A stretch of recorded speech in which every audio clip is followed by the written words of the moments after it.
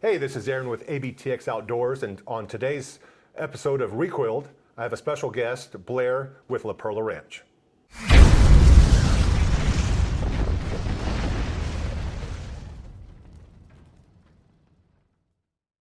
Blair, hey, Aaron. nice to meet you. Thank you. Thanks for coming out to La Perla. Yeah, we just did that shooting competition. Yeah, that was man. fun. You did great. Met you back at Texas Plinking. That's right.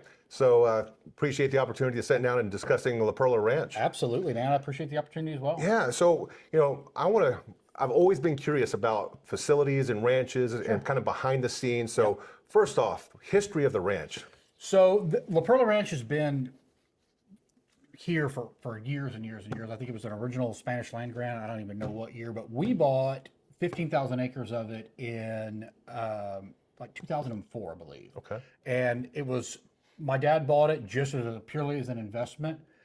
He had a series of friends of his and acquaintances that he knew wanted to buy like 1,000 to 2,000 acre tracts. Mm-hmm. So the original plan was to break it up and sell it into 1,000 and 2,000 acre blocks.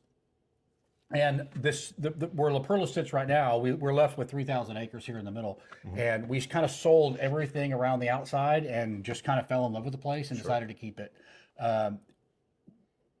We had Tecomate Ranch before and had always been kind of focused on the deer. Mm-hmm. But with our proximity to the river, this ranch came with some water rights and we were able to pump out of the river before this bad drought. Mm-hmm. And so we were able to do some farming and some fish stuff here. Now you said a word that a South Texan or a Texan will know is a Tecomate. Mm-hmm. You want to explain the connection there? Yeah, so my dad bought that ranch kind of right after he got out of dental school in the late 80s and kind of grew it into, kind of pioneered food plots for deer and farming for deer and really made a name for himself in growing big whitetails in South Texas. Now, what makes La Perla Ranch stand out compared to any other ranches down in South Texas? Man, I don't know. South Texas is such a special place. I love all of it. I think it's just the dedication that we have to grow, to managing our deer herd. We really put a lot of effort, and my dad is a kind of a whitetail genius, mm-hmm. and really has that dialed in on how to grow our deer and manage our deer herd. But I think probably what differentiates us from most ranches in South Texas is our access to water. Okay. It's kind of the limiting factor for most places out here. I mean, South Texas is very arid. I grew up 60 miles from here. Yeah, for sure. So water is definitely a necessity. Yeah. So is this a straight hunting ranch facility, or do you offer other options? So we do quite a few corporate events. We've got a big group of dentists that come. We've had dental chairs all lined up in here, and they put their presentations up on the front. So we've had 40 dentists in here doing their continuing education courses a couple times. Oh wow! So yeah, we do all kinds of stuff. Kind of whatever somebody wants to do. They want to get away and kind of get out from doing the hotel, conference room scene. Yeah, do something different. Else, corporate events. Corporate events is fun. Yeah, it's a little boring to go to the same hotel. The majority of what we do is hunting. Okay. Yeah. Well, to segue right into hunting, I would love to know what kind of species you have out here. I know a lot of ranches in South Texas have diversified a lot. For sure. So usually it's just whitetail, pigs, or javelina, but I'm sure there's a lot more now. Yeah, so whitetail is definitely our main thing. Whitetail, and we do dove, wing shooting, white wing and morning dove shoots. Oh, yeah. September and October.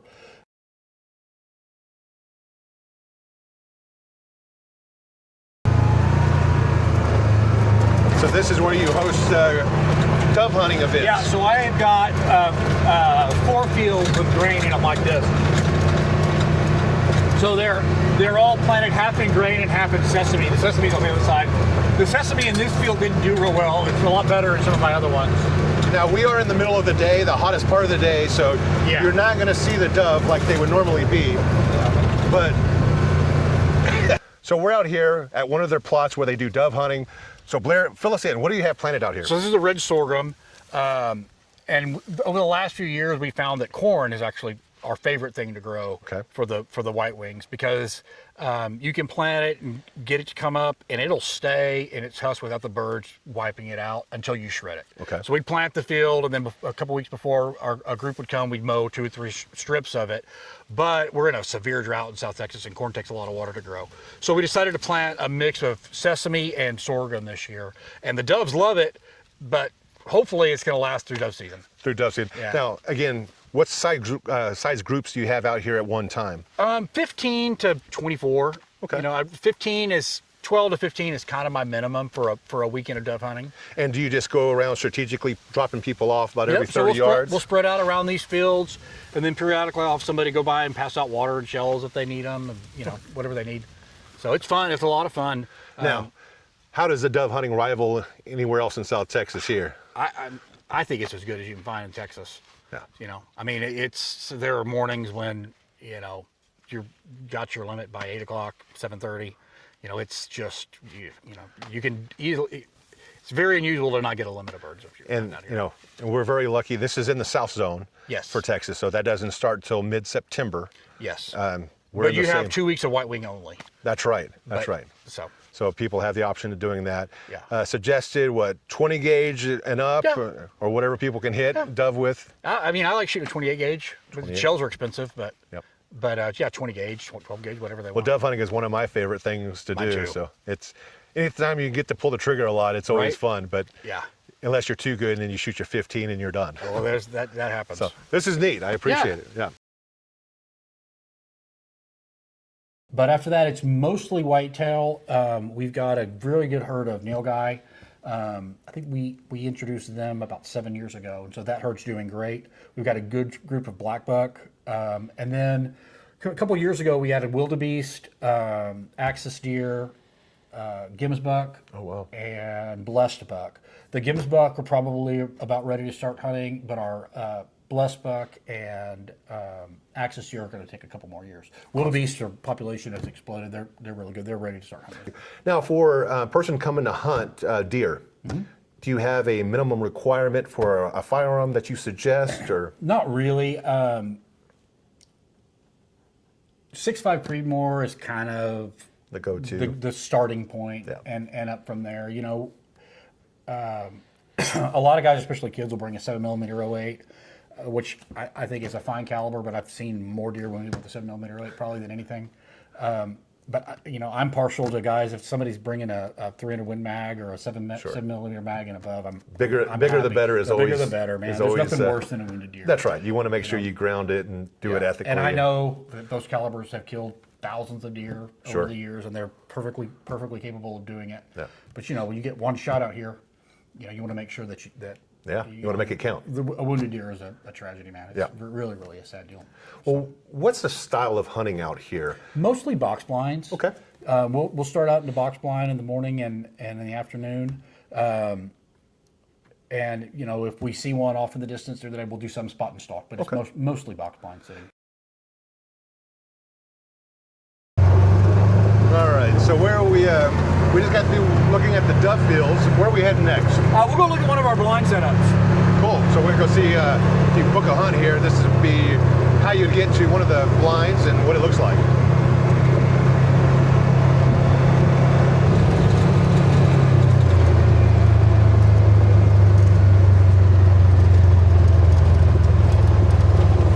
Now we'll show this one off. So when we first started out, you know, I did mostly tripod hunting, and I had 3 or 4 of these some older box blinds, and to be in a tripod setting where you're exposed, be able to sit still for 3 or 4 hours is hard for most people. So we moved to all these box blinds, and these are great. I think MB Ranch King makes these, and they're really comfortable. We think we've had them for 4 or 5 years now. They're still great shape. Yeah, so they're super comfortable. You know, deer don't hear you, or you know, you can be as loud or Yeah, got nice, nonchalant as you want when you're sitting in one of these, and nice views, nice chairs. yeah, a lot more comfortable, especially when it's cold in here and rainy. Bring a little heater in here. Yeah. Yeah, so these are great. You can put 3 people in here if you absolutely have to. If somebody has a wife or a kid that they want to bring with them, you know, or sometimes if it's a father or son, the dad will want to come. So you can add another chair. It's not that big of a deal. But these are awesome. So this is what we do 95% of our hunting on right now. I think I've got 15 of these. And of course, here in South Texas, one of the best things that I like is just the view. Yeah, I don't know if you want to come. You can see from this blind. You can see one of our food plots over there, which 2 of our food plots actually. And whenever they're planted during deer season, you'll see deer coming in and out of there too. I mean, they're obviously too far to shoot, but you can at least get an idea of what's moving over there. That's part of hunting. It's just being able to watch animals at a distance move around. That's right. And just see things moving. You know, that's what's fun. Yeah, this is a great place, a fun place to sit. You can see a long way. But what's amazing is people don't realize is after that deer steps off these senderos, you would think you'd be able to see them move out. They're gone. They disappear.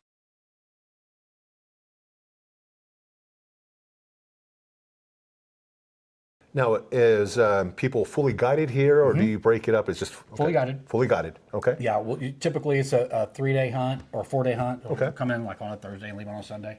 Fantastic. So, what size groups do you have of hunters at one time? for whitetail, 6 or 7 is kind of the max, just because it gets a little bit crowded. Sure. On the ranch, but we can, for corporate groups and for dove hunting, I can host up to 24. Okay. Guests. But for whitetail hunts, 6 or 7. You want to give everyone kind of like a one-on-one personal attention Yes. and do a smaller group of. And be able to spread out across the ranch without crowding.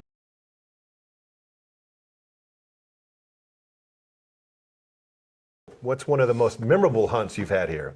If you can look back at someone that's hunted out here, whether it be a client or yourself, what would that be? Man, there's been so many really fun hunts. I have a blast hunting with all the hunters. I don't think I could never shoot another deer the rest of my life and be happy as long as I get to hunt with other people, especially guys whenever it's their first hunt. But I think some of my family hunts have been the most fun. Wes, my brother-in-law, I was able to film him killing his biggest deer with a bow. That was awesome. And, all my kids shooting their first deer, those are probably some of my most memorable hunts. Yeah, without a doubt. We've had, several people have come through here whose names you would know, and they were always a lot of fun. But I think the ones that are kind of close, personal ones to me have been more fun. So, tell me a little bit more about the management style of the ranch here and how you keep your animals in good shape and growing to produce the deer you want. Well, I think the number one thing is letting the trophy bucks get to a mature age. We don't, for our bigger deer, we won't kill them until they're at least 6 or 7. 7 plus is kind of preferred, but occasionally we'll take them at 6. But also managing the population size, getting rid of calling the lower scoring deer earlier. When we first started this place, we wouldn't kill anything, any bucks under 6 years old. But we've learned that if you've got a 150-inch 4-year-old, when you're trying to grow 220-inch deer, you need to go ahead and take that deer. They might dominate. Yeah. So I think starting with your genetics, keeping your doe population and your buck population manageable, and then protein. Protein. Yeah. We feed protein and we plant food plots, lab and alfalfa. We've got 5 food plots that pretty much always going for the deer. So feed them and make sure they've got water and make sure you got enough age on them. Okay. And it's just doing that year after year after year. Yeah, and another thing, of course, in South Texas, you see a lot of high fences and low fences. Is this a combination of both, or? No, it is 3,000 acres is high fence. High fence. Every year, the thing I always hear about is, they talk about going to South Texas, you're shooting high fence, you're shooting deer in the pen, and people just don't get it. There's several thousand acres here, and you'll see new deer every year. We'll have deer, that a hunter may want to come try and target, and they'll come down here for weeks and not see them. They come back and back and back and just not see them. You're not shooting fish in a barrel. It's a real hunt. That's why we tell them, you see something on the first day, you don't pass it. That's right. We're a high fence place because South Texas is high fence. Well, it's still very wild hunting. You pointed out that one deer in the sheds that y'all never found and no one ever killed, right? Yeah. And it was, if you had to guess, how big? 215. And no one ever shot him. Nobody. He was just a wild, just Well, never found him. yeah. Never fail. If you're hunting him, if you see him, you better shoot at him. If not, you never know. So he just died of old age. Yep. Yep. Yeah, that happens a lot. I mean, that last year you asked me my biggest deer. That was the last deer I hunted. It was a big one. I probably hunted that deer 14 days. I saw him one other time, you know. Now I was hunting with a bow, so it makes it a little more difficult. More challenging.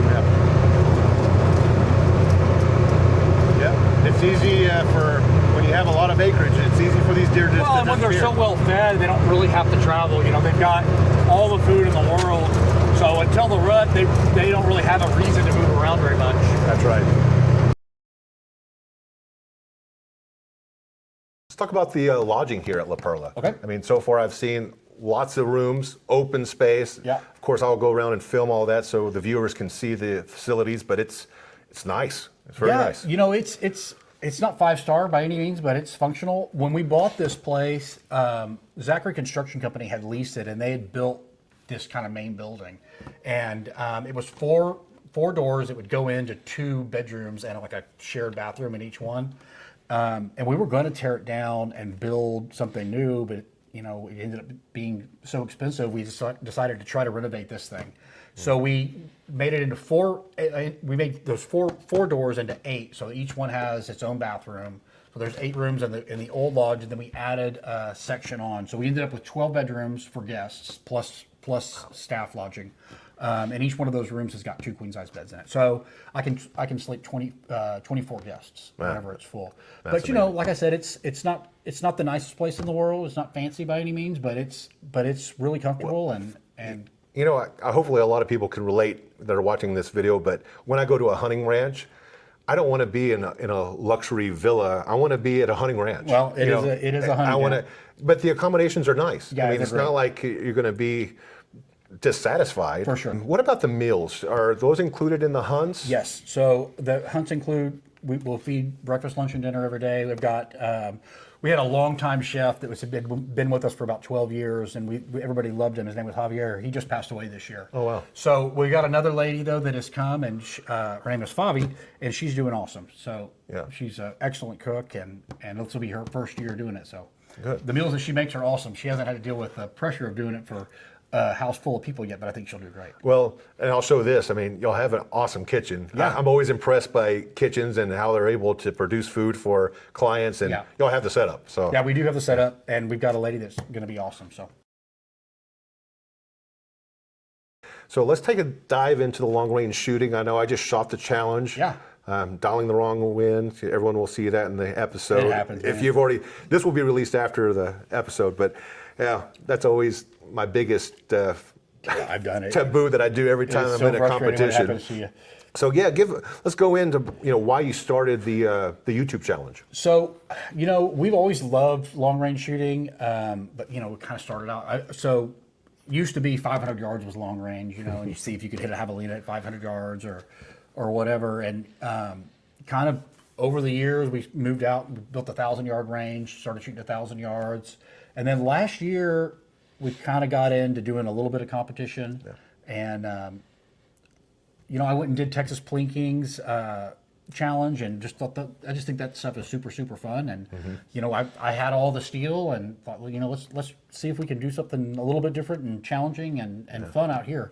You know, I've got the place, I had the cameras, so we kind of had everything, and it just kind of made sense. Well, you know, I think it's been a lot of fun.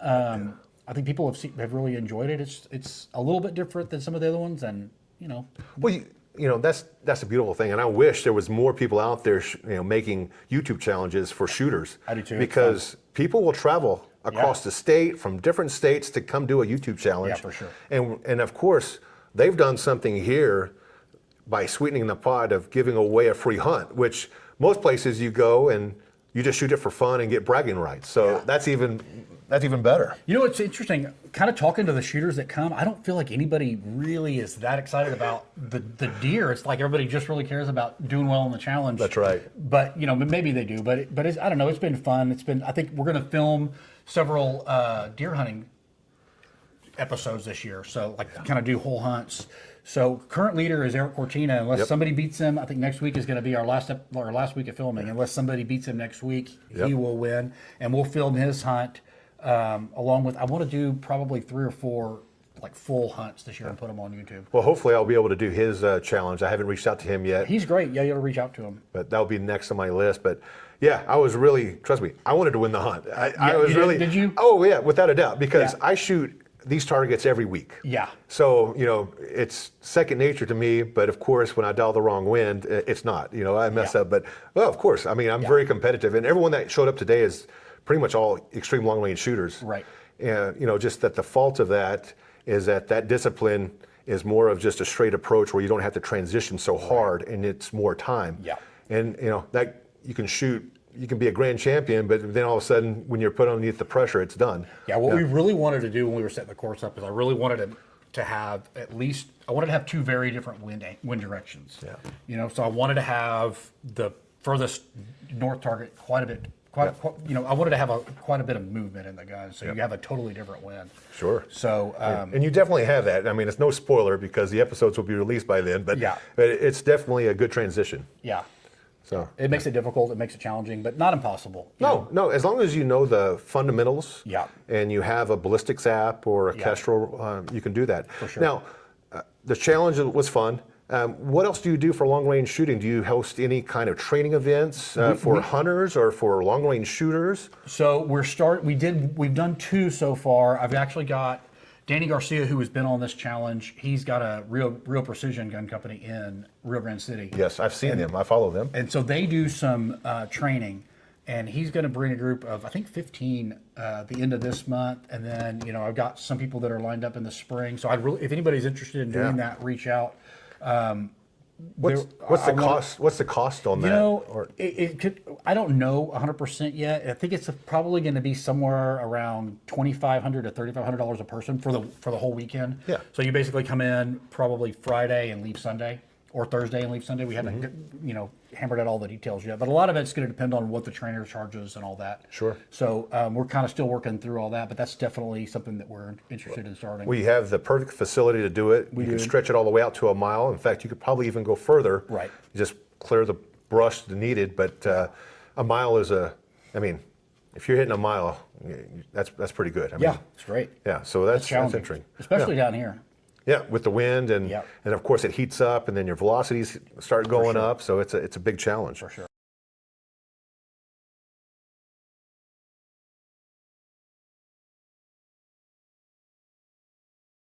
All right, so now we're here at the shooting range at La Perla Ranch. So again, if you're hunting out here and want to come do your 0, which is a requirement, right? You want to make sure everyone is dialed in before shooting an animal. Definitely. But you're going to have future long distance shooting for hunter education or hunting shooting, hunters to come out here and shoot and practice, but more for long range people that want to come out and test their limits at 1,000 yards and even at a mile. Yeah, so this place is great. We built it 5 or 6 years ago, kind of with just, we've got a place for a left-handed shooter to shoot, a place for a right-handed shooter to shoot. Eventually, I'd like to widen this thing out and make it where you could, get 5 or 6 shooters at a time on the range. But it works great for what we've got. We've got plates from 200 yards all the way out to 1,000, and a big board to put targets up at 100 yards. So. Yeah, so right here at 100, I'm seeing nice plywood for targets to get your 0. But then all the way out to 1,000, you have metal plates, so you'll be able to definitely see your impacts. For sure. Or hear your impacts. What size targets do you have going all the way down? So they vary. So I've got some 10-inch circles, and then out at further distances, I've got some bigger plates, and I like to paint them all the way across, and so you paint kind of a small circle on it, so you can kind of see your grouping instead of trying to adjust a miss based on where you see it hit the berm. All right, so we'll see this. So like your 1,000 yard is a my 1,000 yard is 3 big plates, 24-inch wide plates right next to each other. So you've got 48 inches wide by like 36 inches tall. Yeah. So to really tune in, you just spray paint either a 12-inch or a 10-inch circle on there, and then you can see your impacts no matter where on the X plate. Or whatever you want on it. That's perfect. Yeah. So we'll go check that out too. But I would spend a lot of time here. We spend a lot of time out here. It's fun. It's been a great addition to the ranch. Like I said, we didn't really know what it was going to turn into when we built it. We went from having a table set out there in one, I think we had a 100-yard berm and a 200-yard berm, and we built this, and it was a huge upgrade. But there's some things I would have liked to have done different. I could have definitely moved it back further and had out to probably 1,500 yards. Yeah. So we may do that. I'm not real sure. 1,500 yards. There's a range up in Terrell that I shoot at, and they have berms all the way out to 1,500 yards. And if you're able to hit those consistently, that's good practice. I mean, that's really good. But 1,000, that's not chump change. Yeah. It takes some skill to hit 1,000. Yeah, for sure. Yeah, and the good thing is it's in the middle of the day here in South Texas. It's probably 100 degrees. Yeah. But in the shade, it's not bad. You're fine. You can come out here and sight your gun in during the middle of the day, and it's not terrible. So perfect. Well, we'll go check out the range. All right, man.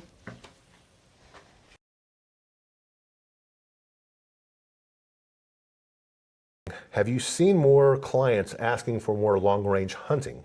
Not really. I think I not really. Okay. And I would honestly probably not allow it. Okay. That was my follow-up question. What's the most ethical distance La Perla would put a limit on? If it's past 250 yards, most of the time I'm not going to let the guy take a shot. Sure. Unless it's somebody that I know is a very experienced, not even an experienced shooter, but a very experienced hunter that's done a lot of long-range hunting. Yeah. I've just seen too many mistakes, or not even mistakes, just things happen when you get to those further distances. It does. The deer takes a step at 400 yards, and it can happen. But between the time you pull the trigger and that bullet makes the impact, they can move. So, and anything, and it's not like whenever you're in a box blind, it's not like you're on a bench. Yeah. Well, you're right. I mean, there's so many little variables that come into play. Of course, there's no pigs out here. Right. But I've shot pigs at 600, 700. That's a different those are different. But when you're looking for a one in a lifetime deer hunt, you want to make sure you're ethical and that you're shooting at a proper distance, that your limits. Yeah. And I would probably feel the same. Yeah. Even though I shoot stuff at still plates at 1,000 yards, if I'm shooting a deer, I'm going to shoot them in the shoulder, high shoulder, make sure that it's a good shot. Right. Yeah. So let's get into some of your personal favorites here at the ranch. What's one thing that you'd like to point out to the audience about what your favorite thing is about La Perla? Man, I don't know. I just love this whole ranch. It's kind of, besides my family being at home, this is my place I like to be. South Texas is awesome. This ranch has got, just the whole thing is pretty special and unique. The lakes that we've got, all the water, and all the different animals. It's just really, really a cool place. Sure. And let's, we didn't even talk about the lakes, but you want to mention the lakes. Is there bass? Do you have fishing, or is that an option for people, or is that just something that you just use for wildlife management? So I'll get into it. We were on track to grow probably the state record bass. I think we had it in our lakes, and we had a fish kill. We're not real sure. I think it was an algae bloom that kind of knocked the lake back quite a bit. And then right after that happened, we had a major drought. I don't know if you go down to the river. We can't even pump out of the river right now. It's so low, and our lakes are all very, very low. But we had a pretty good rain this year, and we were able to do some restocking. So we had really good fishing with kind of what I did from February till the end of July was fishing trips, pretty much every other weekend. But that's kind of been on hold. So we're in the process of rebuilding that back up. What's your favorite hunting rifle for a deer? Man, that's kind of a loaded question. It is. But I think I had to throw it out there because if you're anything like me, I have like a gun for every occasion. What I shoot, if I'm going to go and shoot a trophy buck, I'm going to shoot a 300 PRC. 300 PRC. Yeah. Any of the 300, obviously 300 Win Mag. If I didn't have a 300 PRC, any of those would be great. I probably wouldn't. No offense to everybody that hunts with a 6.5 Creedmoor, I would stay away from some of these big 250-pound whitetails are tough, man. Yeah. I think my favorite, again, the 300 PRC is awesome, but I have a 7 PRC in a Best of the West setup, and that's probably my go-to. I don't have one, but if I did, I'm sure I would use it a lot. Yeah. 180 grain bullet, it puts them down. They're devastating. Yep. What's one piece of advice that you could give one of the viewers that wanted to come and hunt here? Well, first of all, I'd say know your rifle really well. practice at the range. There's a lot of guys that'll spend a lot of money on the top of the line rifle and get out here and have shot, either never shot it or shot it 1 or 2 times. If you're going to spend the money to come on a hunt at a place like this, I would definitely get down to the range and spend some time learning your gun. Even at 200 yards, just shoot and shoot and shoot. The other thing is, there's so many people. Like I'll tell my guests whenever they arrive, if you see a deer on the first day that you would shoot on the last day, shoot them on the first day, because you're probably not gonna ever see it again. Don't pass them up. It's crazy how many times that happens. They'll see a deer on their first afternoon set after they get here, and it's like, man, it's my first day. I want to spend the rest of my hunt. I can probably get better, and we don't see a deer again for him to shoot. Yeah. So even though we're high fenced ranch and 300 acres, these deer are wild, and you just don't see them again. Yeah, they disappear. What would be your dream guest if you had one person that you could invite that's alive today? Who would your dream guest be? Man, I don't know. I don't really get starstruck with a lot of people, but I think I'd like to have Joe Rogan out here. Joe Rogan, yeah, that'd be a good one. He'd be a good one. Yeah. I would have to agree. Maybe Ted Nugent. Ted Nugent, yeah. Well, who knows? Maybe he'll see this. Come on out, Ted. Good to have you. Uncle Ted will come shoot with you. Yeah. Yeah. What about your biggest deer? It was probably the deer I killed with a bow, like 190 something, 193, something like that. Great deer. Yeah, it was a really fun hunt. Wow. Was that here? Mm-hmm. Oh, wow. Here. Yeah, perfect. It was on our Bucks of Tecomate TV show several years ago. Yeah. So that was the last big deer I killed. Wow. So if I never shoot another one, I'll be happy. It was fun. Well, if you had a dream hunt coming up, what would that be? But like something besides here, if you could just pick a destination in the world to go do a dream hunt, what would it be? Man, maybe a big brown bear in Alaska. Yeah. Or a big moose, Yukon moose. Yeah, that would be neat. One of those two would probably be up there. Yeah. Yeah, brown, any kind of. I have never done any hunting besides whitetail. Okay. So. Yeah. Well, I'm sure the Nilgai that gives you a run for your money out here. You'd have to use a big gun for that. But you do, yeah. They're big animals. Typically shoot them with .338 Lapua. But yeah, I kind of feel you. A brown bear would be the coolest thing to hunt. I just kind of like the rug. Yeah. That would just be really awesome. Well, the danger aspect too. Yeah, I mean, you would want to carry like a 44 Magnum with you at all times, or a 454 Casull, something like that as a backup gun. What are your thoughts about future hunting in the state of Texas? Do you have any insight of where that could go or how it can change? I know in Texas we're very lucky that we're able to get 5 deer per tags, where most states you're lucky to even have that, and our season is very long. Yeah. And I know there's a management aspect where you have to take probably quite a bit of deer out. Yeah. So, where do you see that going? Do you think any changes or? I think the state of Texas is doing a great job. With the MLD program that they've got. I think hunting in Texas is here for the long haul. I don't see, I think it's part of the culture in Texas. I don't really have a feel outside of the state on how it's going, but I feel like the hunting industry is booming and doing really well. Yes. I don't think it's going anywhere. If you'd like to talk about anything else about the ranch that the audience would like to know about, anything that stands out, and more important, like how do they get here? So the easiest way to get here is flying to the Laredo Airport. It's a 30-minute ride from Laredo Airport to the gate of the ranch. Yeah. If y'all are interested in coming, just our website. I'm sure I'll post all the links to the website here and the contact information and. Hunting season gets booked up. Deer hunting season gets booked up pretty quick, but we're always looking for corporate events. And if anybody else there wants to come and book a shooting class, instructional class, come on. We'd love to have you. Fantastic. We're going to do another season of the La Perla Challenge next year, trying to change things up a little bit. And I hope you come back. Yeah, I definitely want to come back. And I was going to ask if there was going to be any like a variation to it. For sure. It's going to be a totally different course, totally different distances, different targets. Okay. We haven't decided exactly what we're going to do yet. Are you still going to be offering a free management hunt with yeah, that? I think so. Yeah. I think it worked out great. Yeah, I agree. Yeah. Makes it, Makes the person who wins has the bragging rights and gets something out of it. and get something out of it. And I think it'll be fun to show whoever wins their hunt. That would be neat. Come back and I think it'll be awesome.